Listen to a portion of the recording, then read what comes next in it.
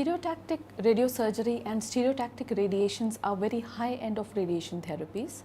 A lot of people think that radiosurgery is a sort of a surgery, but in reality it's a knifeless procedure. There is no surgeon involved and there is no suture or there is no knife and there is no surgery at all.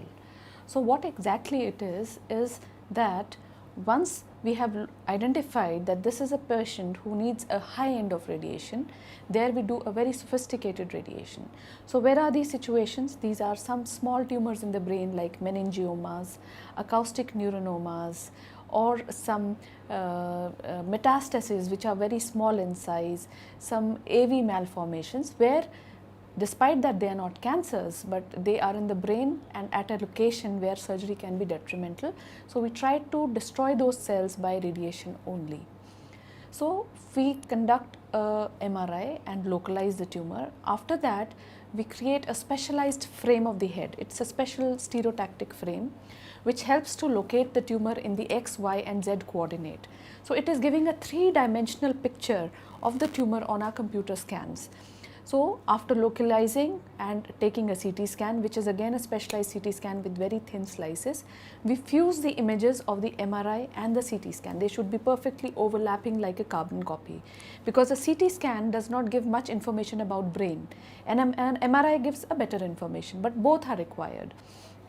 After fusing both the images, on each and every section a doctor identifies in millimetric precision which is the area where there is a tumor. Once we have localized that, then we try to localize the critical nerves around the brain, like the nerves for hearing, the nerves for vision. All these are also identified and delineated on these scans. Then some scientists called physicists, they put some beams from all directions in a way that highest dose of radiation goes to this particular tumor. We call it conformal radiation, which is just conforming to the area where we want radiation to be. And in stereotactic radiosurgery, usually we give the entire radiation in one go. And if we divide it into number of fractions, then we call it fractionated radiosurgery.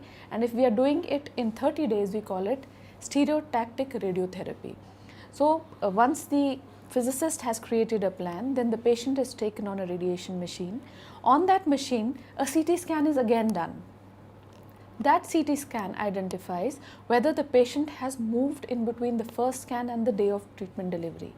In case patient has moved in X, Y or Z coordinate for even a millimeter, the computer prompts us and tells us that this much is the disalignment and we can correct that. And it is done under image guidance in form of an IGRT, but since it is a very high dose and very conformal, it is called stereotactic radiosurgery or stereotactic radiotherapy. Same situation if we are doing the similar radiation in something which is below head, in the chest or in the abdomen, then we call it stereotactic body radiotherapy. The principles remain same and usually done for very early lung cancers which are stage 1, which cannot be operated for some reason, some prostatic cancers which are localized, some bone pain causing metastases which are again limited to a couple of bones or a single bone. These are the situations where SBRT is done. Other than this, some liver cancers, the hepatocellular cancers, where surgery is not possible, patient is waiting for a transplant or it is not getting relieved by other medicines, then stereotactic body radiation therapy or SBRT is performed.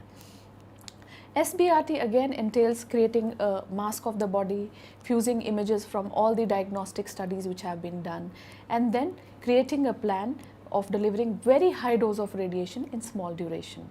So normally the radiation lasts for 7 weeks, 6 weeks, but when we do SBRT, usually the radiation would be done between 3 to 6 sessions, and these are not consecutive days.